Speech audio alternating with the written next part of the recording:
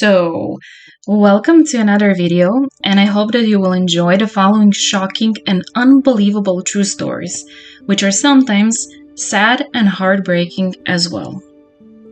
If you are a consumer of strange and mysterious topics, you might have come across the case of Carl Tanzler. He was born in Dresden, but emigrated to the States after World War I and settled in city Zephyrhills in Florida. In 1927, he left his wife and two daughters and went to work as an X-ray technician in the Marine Hospital in Key West. Apparently, the ghost appeared to him and showed him a young woman with dark hair, which would be the love of his life. 3 years after he started working there, he met a patient, Maria Elena Milagro de Hoyos. She looked exactly like the woman in his vision, and from then on, Carl became obsessed with her. He showered her with gifts and went above and beyond to cure her. However, Maria Elena was severely ill and died of tuberculosis complications in 1931. A year and a half after, Carl met her. After her death, he was devastated, and he even paid for the funeral costs and built a crypt for her grave with his money. All this time, this commitment from Carl to Maria Elena was strange to her family. However, as he was helping them so much, they never questioned what was behind it, and if his behavior is a little bit too obsessive.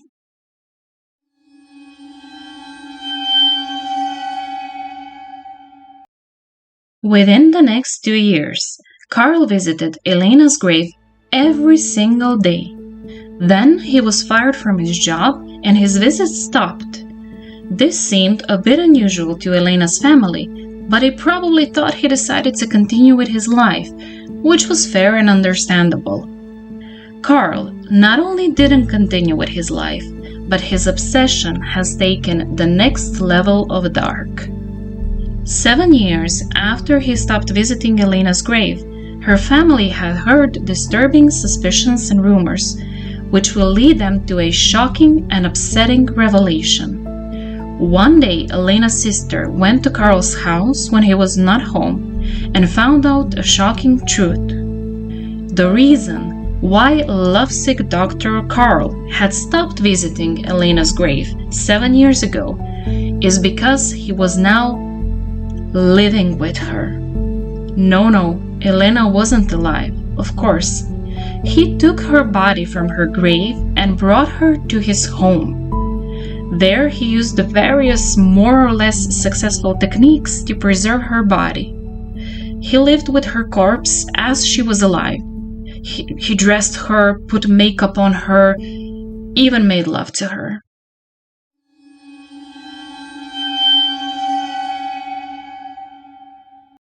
After he was exposed, he was trialed for desecration of a grave and abduction of a corpse. The media largely reported about the details of the trial, and there were even people who developed a sympathy for Carl, seeing him as an eccentric romantic. The charges were dropped due to the statute of limitations. Elena's family wanted to protect her remains from the new possible endeavors of the man, so they buried her in an unmarked grave.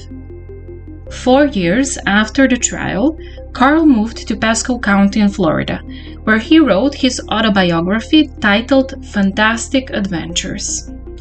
There is a legend circling that until his death, he kept in his home a full-size wax doll which looked like Elena, including a plaster cast of her face.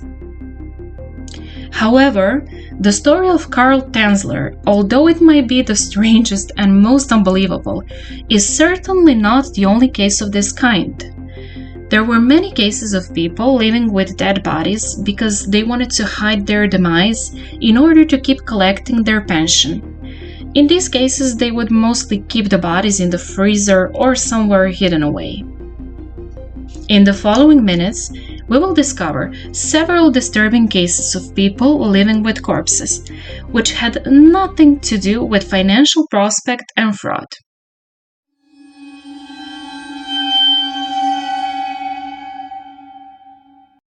One story somewhat similar to Carl's is the story of a Vietnamese man named Levan, who lives in the central Quang Nam province in Vietnam.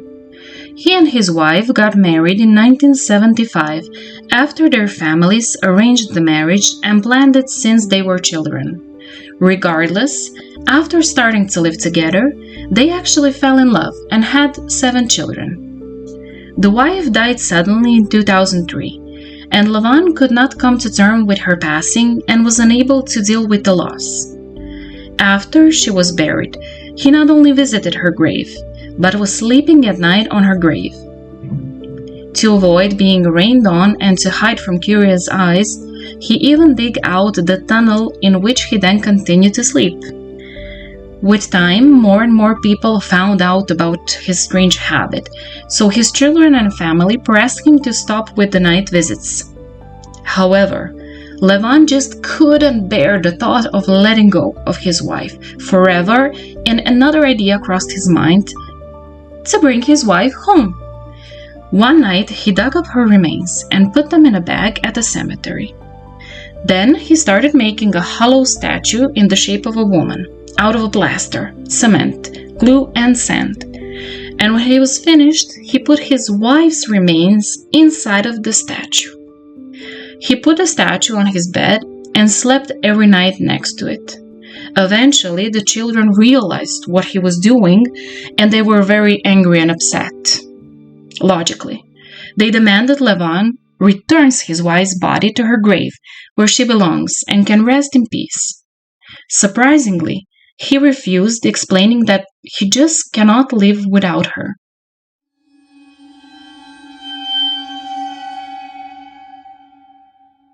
After it was discovered that the remains were in his home, the neighbors stopped visiting and coming to his house, and nobody came for years. In the meantime, some of them reported him to the authorities, not only for the creepiness of it, but in fear of spreading disease. Although it is natural to think decomposition can be harmful for the health, according to WHO, World Health Organization, majority of risk comes only from chronic infectious disease which the person who died may have been suffering from, and which spread by direct contact, including hepatitis B, hepatitis C, HIV, etc. Police asked Levan to bury his wife numerous times, and he would always agree with them and tell them that he will do it. However, the neighbors continued to complain that he still has the remains at home, because he never went through with what he agreed with the police. It has now been around 18 years since Levan started to live with his dead wife. Although he has been confined to a wheelchair for the last few years, he still changes his wife's clothes and does makeup. He declared that he will continue to live with his wife's remains until he dies, because he strongly believes that she is spiritually always with him. The strangest fact is that Levan lives with one son, who also accepted this kind of lifestyle, let's say. Levan is now around 69 years old. Local authorities have no legal measures to force him to bury his wife. They are preparing new sanitation laws which state that a body must be cremated or buried, and this type of burial can't be done in residential places without special permission. Do you find this story creepy or admiring the great eternal love?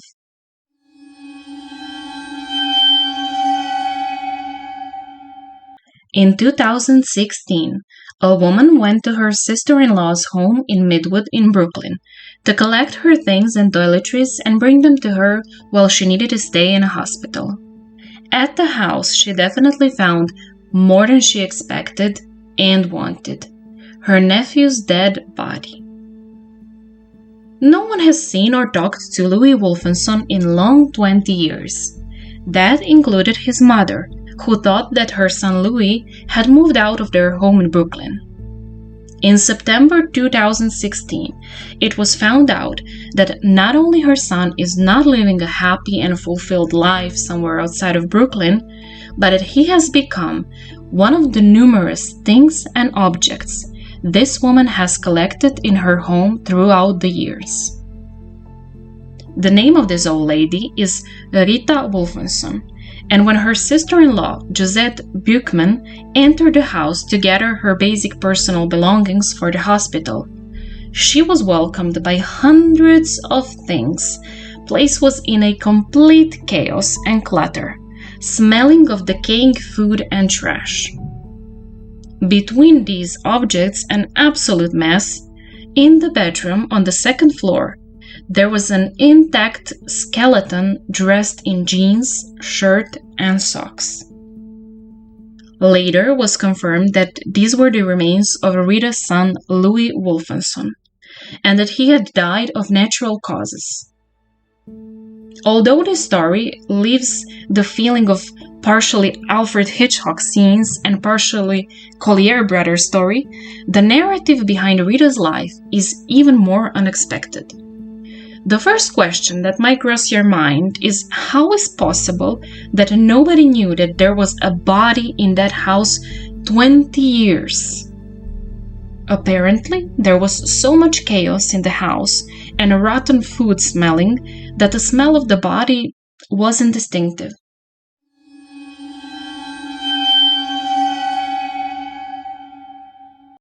Well, the thing is that Rita Wolfenson is legally blind and a known hoarder.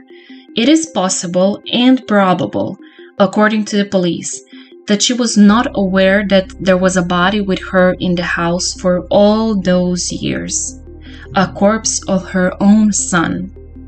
She wasn't in touch with her family for a long time, until recently when she ended up in a hospital due to her knee injuries from the recent fall. Her husband and other son were deceased from a long time ago, so she was living alone with a million things she has collected over the time, and believing that her only remaining son is just living his life somewhere else. Her son, Louis Wolfenson, would now be 49 years old if he were still alive.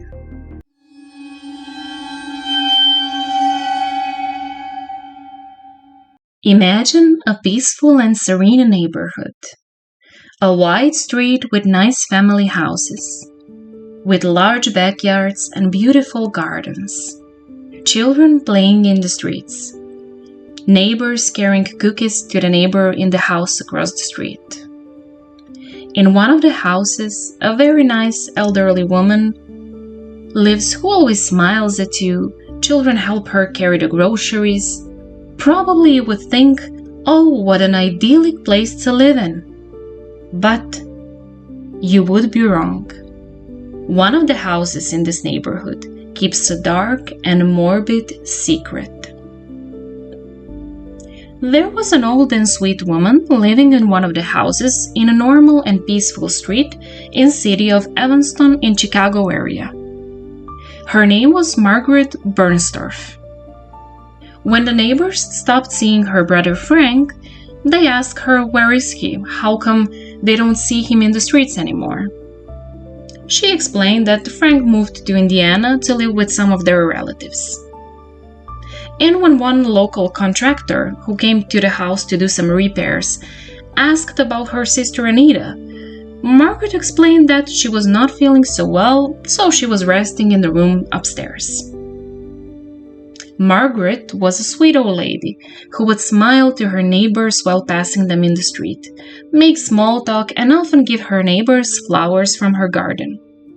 However, she was pretty private. She never invited them to her Victorian house for tea or coffee, and they actually rarely seen anybody entering the house, besides the family who lived in. She was reclusive, but participated in the social life of the neighborhood. She would hand out candies to trick-or-treaters on Halloween, attended the 4th of July block party, she was gardening her yard.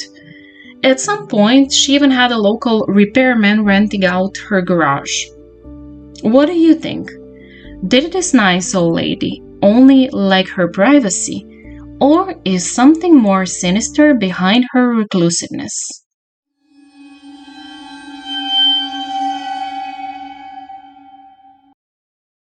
In 2008, Margaret was 90 years old and her health was deteriorating.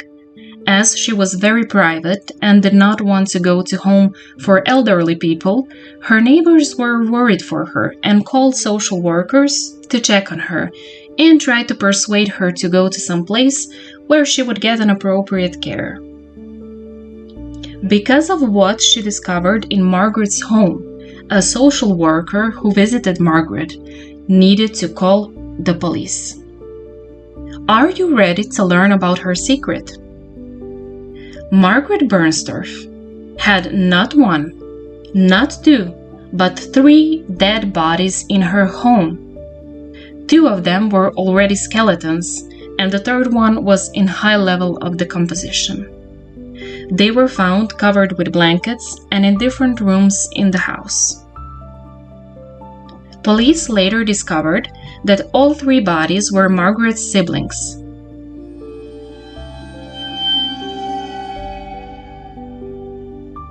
Police later discovered that all 3 bodies were Margaret's siblings. There was her sister, Elaine, who died sometime in 1970s, in her 60s. So Margaret was living with her corpse for 30 years. There was her brother, Frank, for whom she was saying that he moved to Indiana. He died in 2003, being 83 years old. And there was another sister, Anita, who died about half a year prior to this very unusual discovery.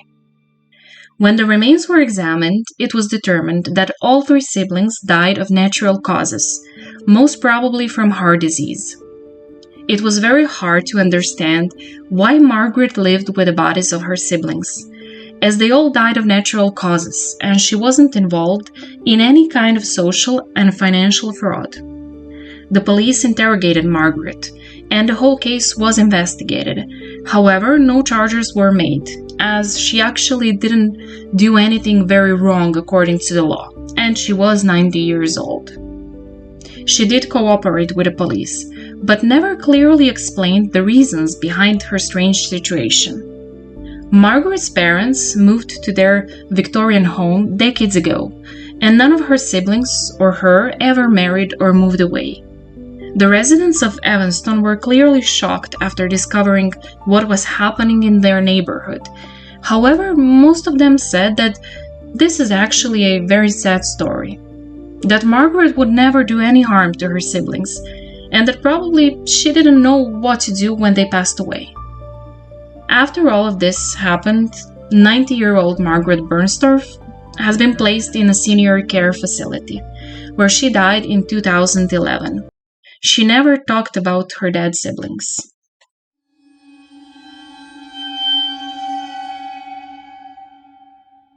The last story takes us to Buenos Aires in Argentina.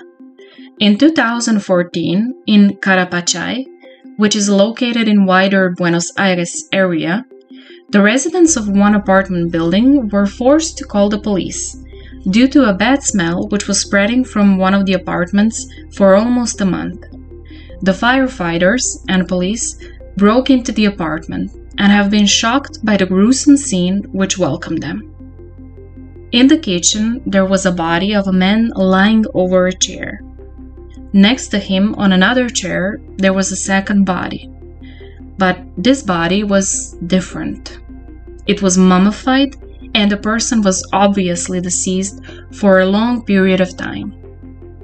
The body was covered with plastic bags, had slippers on, and seemed to be taken care of. The investigation revealed that a man was 58 years old, Claudio Alferi, who was deceased for approximately 30 days. And the other body was his mother, Margarita Aymer de Alferi, who died 10 years ago, aged 80. Both of them died of natural causes. If Claudio didn't pass away, who knows for how long he would continue to live with the corpse of his mother, which he dressed and sat on the chair in the kitchen as she was alive. The neighbors told the police that Claudio Alferi was very reclusive, but he never made any problems, so everybody respected his privacy. However, they did ask him about his mother when they stopped seeing her, but he always convinced them that she was fine and that she enjoys being inside of her apartment. Claudio lived with his mother for decades, and it is supposed that he had suffered a psychological breakdown after his mother's death, and that is why he continued to live with her corpse and pretended she was alive. There were also suspicions that he did that because of some kind of inheritance problems, but there is no more details available about it.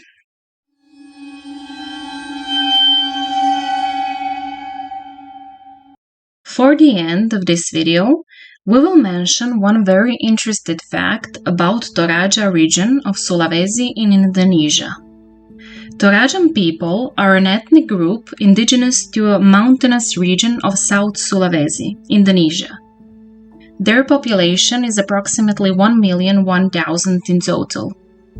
What is interesting about them is that the topic we were discussing in this video, and which most of the world would consider gruesome, or most likely said very unusual, is the most normal and natural thing for Torajan people. For them, the line between life and death is not black and white. The Toraja people mummified the bodies of the deceased and care for their preserved bodies as though they are still living. The Torajan people believe that after death, the soul remains in the house, so the dead are treated to food, clothing, water, even cigarettes. The family brings the food to the dead body 3 times a day and leave it on the floor. Death is just not a topic about which they are shy about, nor does it bring any dread. Even small grandchildren often visit their dead grandparents, talk to them, cuddle them.